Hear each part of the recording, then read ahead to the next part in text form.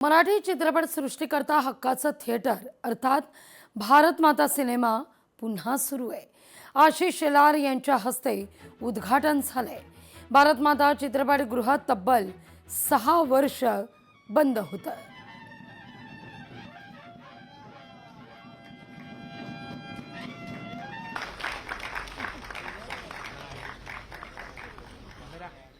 धन्यवाद यासाठी कारण गिरण गावातील मराठी माणसाला पिढ्यानपिढ्या सिनेमागृहात जाण्याची ज्यांनी सवय लावली आणि उत्कृष्ट सिनेमे पाहण्याची संधी दिली, अशा कौटुंबिक आठवणींचा ठेवा ज्या ठिकाणी आहे, मनोरंजन तर आहेच, अशा या भारत माता सिनेमागृहाचं पुन्हा एकदा आपण लोकांसमोर नव्याने आणतो आहोत, याबद्दल त्यांचं धन्यवादच मानलं पाहिजे। होय, काही विषय एनटीसीशी संबंधित मालकांचे होते, त्यामध्ये केंद्र सरकारला आम्ही विनंती करून त्यांनी सुद्धा आस्ते कदम ही भूमिका घेतलेली आहे। ते अडथळे पार करण्याचं आश्वासन या ठिकाणी मी दिलेलं आहे। नवी मुंबईच्या कामोठे सेक्टर 34 मध्ये गॅस लीक झालाय। तत्परतेने परिस्थिती नियंत्रणात आहे। पाण्याची पाईपलाईन टाकण्याच्या कामादरम्यान ही दुर्घटना घडली आहे। प्रशासनाच्या तत्परतेमुळे मोठा अनर्थ टळलाय। नाशिक छत्रपती संभाजीनगर महामार्गावर भीषण अपघात आहे।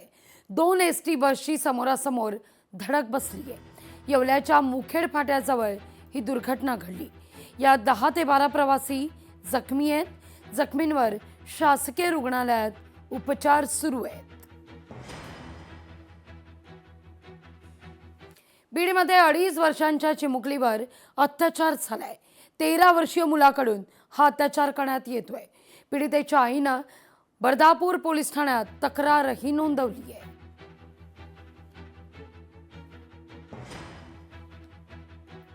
मुंब्रा बायपासवरील सुमैया ताई शाळेजवळ गोळीबाराची घटना घडलेली होती। यात एकाचा मृत्यू झालाय तर 3 जण जखमी आहेत। किरकोळ वादातून तरुणानं गोळीबार केल्याची माहिती मुंब्रा पोलिसांचे पोलीस एसपी डीसीपी यांचं पथक घटनास्थळी दाखल झालं आणि आता अधिक तपास सुरू आहे।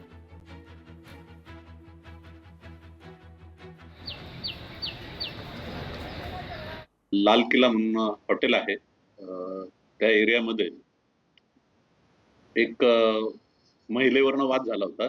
त्या महिलेचं नाव आहे अनवरा बीबी मुबारक शेख। हिला तिथील 3 युवक होते, ते वाद घालत होते आणि ती ज्या शाळेत झाडू मारायची त्या शाळेतल्या केळीच्या झाडाची केळी त्यांनी तोडली होती। त्याच्यावरनं वाद झाला आणि त्यांनी त्या महिलेला मारहाण केली होती आणि छेडछाड केली होती। त्याच्यावरनं तिचा मानलेला भाऊ होता बाबा बंगाली उर्फ नायर, याला राग आला आणि त्याने त्या रागाच्या भरामध्ये त्याच्याकडे एक गावठी पिस्तूल होते, त्याच्यातनं 3 गोळ्या फायर केल्या। त्याच्यामध्ये अकबर अब्दुल शेख जो आहे तो मयत झालेला आहे।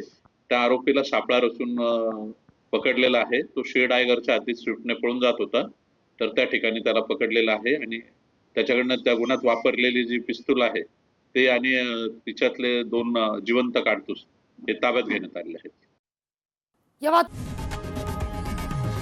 लोकशाही मराठी ऐका, पहा, जागरूक रहा।